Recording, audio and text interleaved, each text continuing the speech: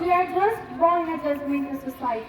A very warm greetings to one and all present at this moment. Respected principal, vice principal, honorable teachers, coordinators, my beloved juniors, as well as my fellow mates. It's me, Abha Sharma Dharel, currently studying at grade 10, here standing in front of you all to present the short issues on a topic, our judgmental society. It's my honor to stand here in front of you all today. So now, without wasting my time, I would like to start my speech. And my speech goes like this.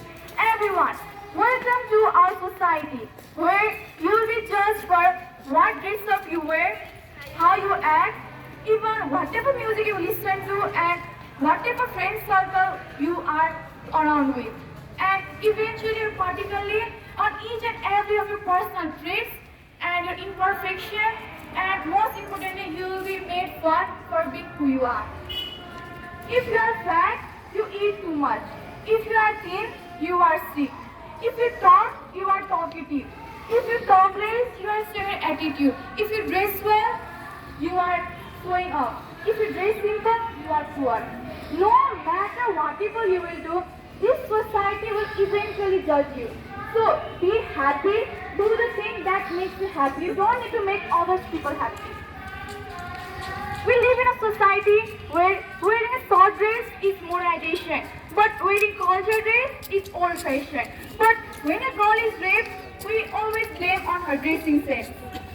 We live in a society where if a girl is hanging out with boys, then she is known as slut. But when boys hang out with girls, then he is known as stud. Eventually, it leads to judgment.